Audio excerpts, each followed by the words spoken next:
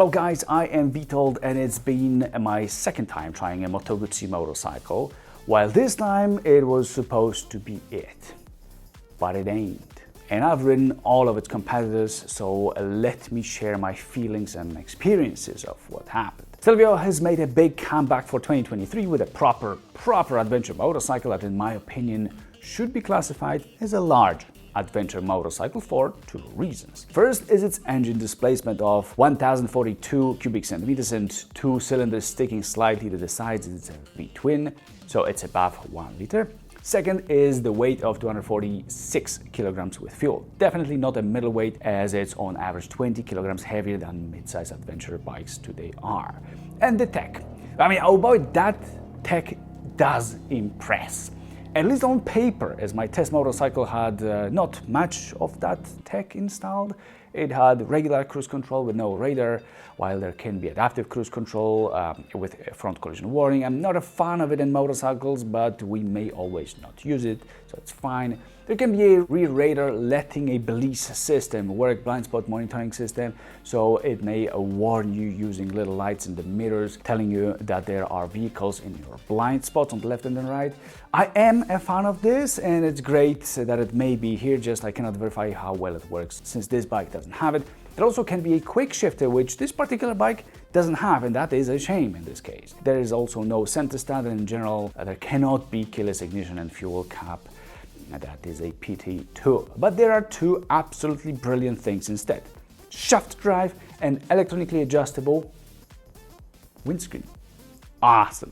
A great job, Moto Guzzi, with these, but let's get to the beginning. So approaching the bike and sitting on it, I am 1.83 meters tall, or 6 feet tall, and sitting on it, I may easily flat-foot in on both sides because of the seat being on 83 centimeters and not being adjustable, which may be a downside because after setting off and putting my feet on the foot pegs, I feel a bit too cramped down there. I wish that I could lift the seat to have a more of a comfortable knee angle. I mean, of course, you may always get a taller seat, and that's what I would do in case of this motorcycle for myself. Or you can get a lower one as well, and a heated one, which also could be nice. Now, tall seat may need to go with a taller windscreen, as automatically the stock one protects you less from the wind since you're sitting higher. And actually, it does a pretty good job in the original setup, and in the lowest position there is a rather clean stream of air coming, but sort of weakened when heating your helmet. And when lifting the screen, it's just becoming weaker even more, but no buffeting, and it's very good in my opinion. A slightly taller screen of a similar size and it would be totally awesome. But it's really good here already. It's just that it rattles when riding over some potholes. As for the position, the handlebar is having a bit too much pullback for me, and I wish it was a half or a full centimeter further forward to be perfectly positioned for my posture. Now the width is fine, and it is not too wide, but just wide enough to provide decent control over the bike during, let's say, some tight maneuvers. I'm sitting totally upright, and so the only complaint is the knee angle for me here. Also, you've got to roll the throttle quite a lot to fully open it. Worth keeping that in mind. Don't get scared. The bike is clearly not encouraging you to fully roll it, since it requires a lot of twisting and playing with the wrist. And you either will have it fully opened at all times to try to get some excitement out of this engine, or you will give up any sort of attempts to get some adrenaline because of performance. And here's my doubt of how we should in fact position this bike, in which category. Performance-wise, it's definitely not there with the large adventure motorcycles like Ducati Moto Guzzi Stelvio, Triumph Tiger 1200, BMW R1300 GS, and even Suzuki V-Strom 1050, in my opinion. Below 6,000 RPM, it is extremely sluggish, even in the second gear. Above that, it wakes up, but it starts vibrating and making weird noises, suggesting that you should switch to a higher gear. So you do, then the RPMs drop and you're in a dead zone again. It's really not what I would expect from 115 horsepower and 105 newtons of torque. A few days before, I was returning the new BMW F900 GS with 105 horsepower and 93 newtons of torque, and that bike, compared to this one, is a complete rocket ship. So if you want an Italian adventure bike, but for some reason don't want a Ducati and you don't care about performance, the Stelvio may be the choice. If you want to feel some thrill when opening the throttle, You will, but only at idle when you start hearing a cool V2 engine sound with its deep tone and feel the shaking of the whole bike. There's not going to be aggressive riding or very quick overtaking either, as flexibility doesn't really exist here. Again, this has 115 horsepower, so my rough comments, I feel, are justified. Revving it, there is a visible delay in the engine following the throttle movements, so instead of a brutal explosive V2 sound, you have a gentle V2 sound. Not ideal, but it is what it is, and V2 sound still wins in my books over the 4-cylinder or 2-cylinder inline engine sound. Some will say that this behavior, this performance, this laziness might be because of a drive shaft eating up some of that power, and maybe it does, surely it does, everything does. Maybe it's also the weight, maybe some other things, but a sport riding mode is not sport. In fact, I wouldn't feel any difference between sport and road.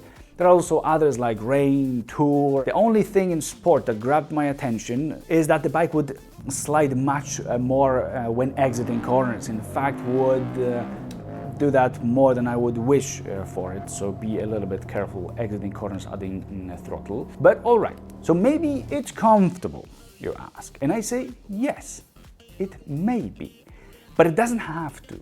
And what do I mean by that? The seat is really nice. It's wide enough, it's soft enough with no rough edges, and it's shaped really, really well to the point of me not noticing anything wrong with it at all. Very good. Knee angle can be fixed, but the suspension represents a style of soft when it can, and when it cannot, well, that's interesting. So when riding over a single pothole, a speed bump, anything out there, even large but singular, it is fine.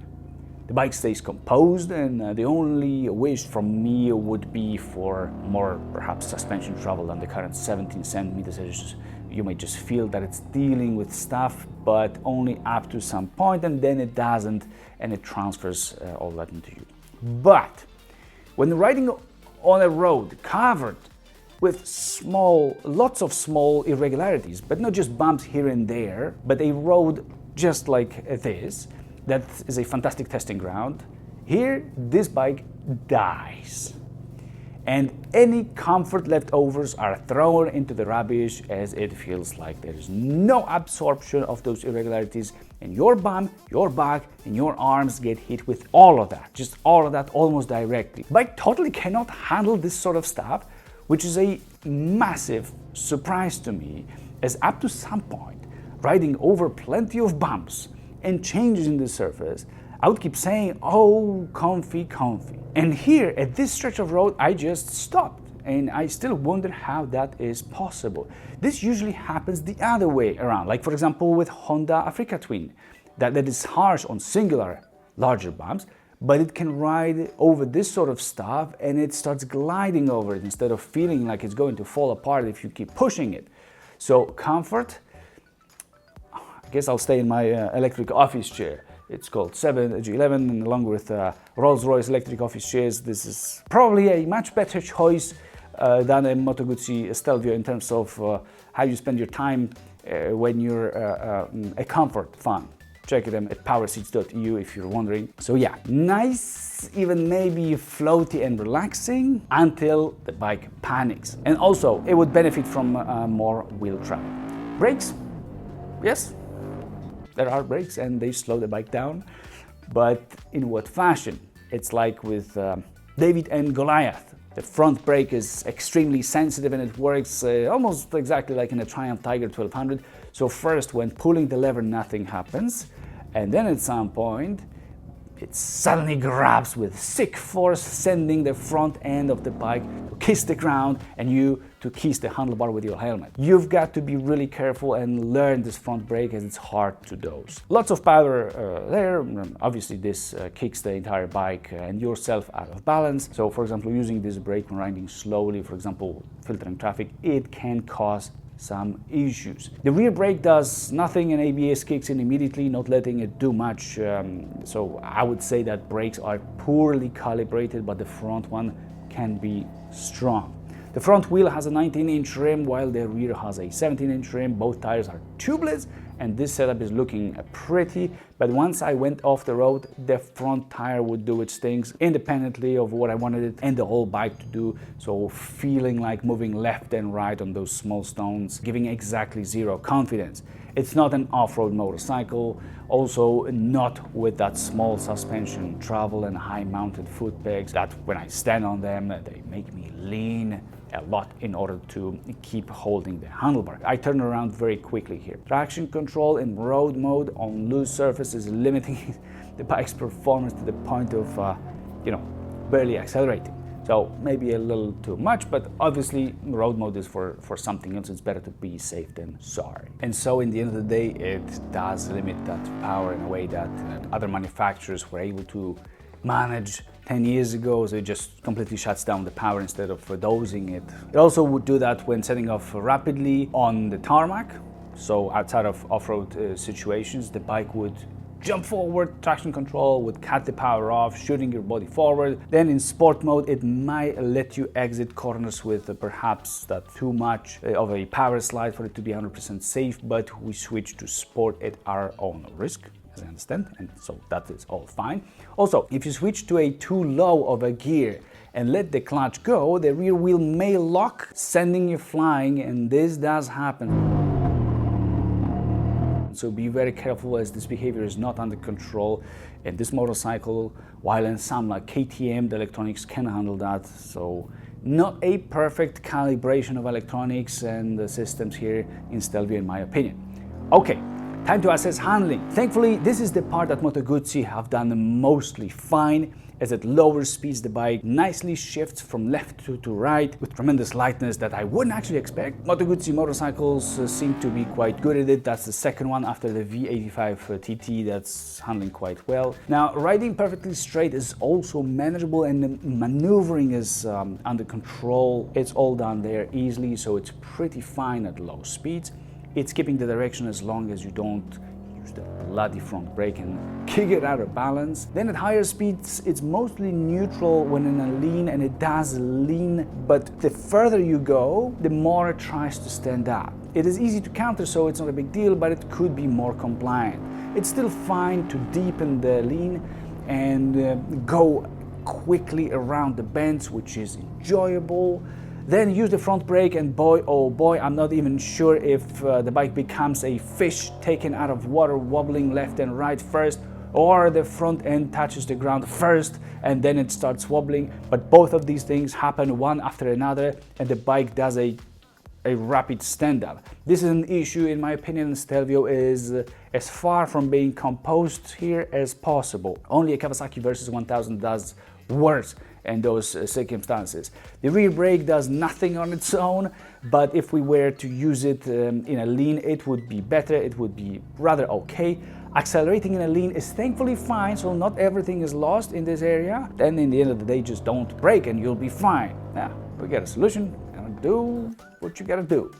The lovely shaft drive does the job well, and you won't feel that it's there, unlike in Moto Guzzi V85 TT, where the whole bike lifts on its suspension when you're adding throttle due to its drive shaft operation. This one lives in symbiosis. I'm not sure I pronounced that properly. I don't know even how to pronounce it actually. So anyway, it's living well with the rest of the bike, and even reaction to closing and opening the throttle is not too harsh and not too sudden. It's not jerky. Just when you're in neutral and switch to the first gear, the whole bike jumps forward like 5 to 10 centimeters, and there's nothing you can do about it. I would say that this is definitely not supposed to be like that, but I did ask, and allegedly all of those do that.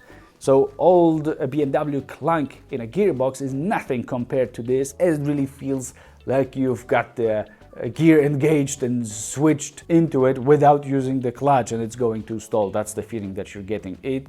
Well, sophisticated is not the word to describe it. Otherwise, the transmission is fully precise and all the gears get properly engaged. I am able to operate the gear and rear brake levers with no issues, so good positioning there, and this is also not so common, so very nice here. One thing that worries me is the strange sound of two ceramic or even metal plates sort of rubbing against each other. This happens when you stop accelerating and just start keeping constant speed, constant RPM, regardless of a gear, then for a few seconds, like 5 to 10 seconds, there is this sound that would buzz in my helmet and make me think that there is something either wrong, like no oil, or some two elements are really misaligned and something very bad is going to happen in a moment.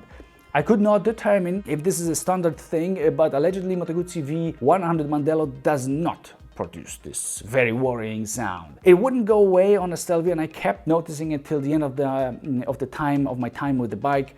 That really was not cool. I didn't like it. That takes a lot of trust away. The engine would not be entirely cool literally as well, as I could feel some heat coming from it, but not too much. It's there, but I guess it won't be burning anyone's legs. Out of some side stuff, there's a front cornering LED light with daytime running lights, a display that is rather clear and easy to use, just with a tiny rev counter preventing me from telling where in the range I am. It's also very easy to reach the rev limiter, to reach the red line when trying to push the bike, as it starts waking up at 6,000 RPM, and just above 8,000 RPM, so 2,000 RPM further, it gets cut off. So really it's not a bike to ride like crazy. If anyone buys a large or any adventure motorcycle to use its engine to its limits, I do recommend that you go somewhere else. I'm still such a guy, and I believe I'm not alone looking at the power figures as Ducati, KTM, Triumph, and even BMW also get into that race, so there must be market and demand for lots of power. Then here in the Stelvio we've got riding modes, we've got regular cruise control if you don't pay for the adaptive one, an option of heated grips, an option of a center stand, additionally paid tire pressure monitoring system. That should be definitely on every bike stock, I believe, but at least it's there. I like the cost savings here. Once again, blind spot monitoring system along with a lane change assist, which is connected to the system. Fuel tank is 21 liters, and hey, I really like the way that the rear single-sided swing arm looks. The matte paint job is also cool, and overall I like the looks of this Stelvio. Design is nice, pretty refreshing. I'm not sure where to place it in terms of segments, as it's kind of like Suzuki V-Strom 1050 and Honda Africa Twin, so over 1 liter bikes that weigh like over 1 liter bikes, but in terms of performance figures, they're in the mid-size segment, even maybe sometimes below, and definitely in this case. So again, I'm not sure, but if you like Moto Guzzi, or you just don't want a Ducati with its high performance motorcycles, but you want it Italian, try this one out. If you accept its weaknesses or ride the way and in places that suit this bike, then it may be a comfortable, good sounding cruiser, gentle, and in those circumstances I'm giving this Moto Guzzi Stelvio a 6.5 out of 10 on my recommendation board. And I say that there are motorcycles that do everything better than Stelvio in the same segment of large adventure and motorcycles. Definitely test it before buying, as we're all different and enjoy different things in motorcycles, so find out by yourselves. See you in the next video.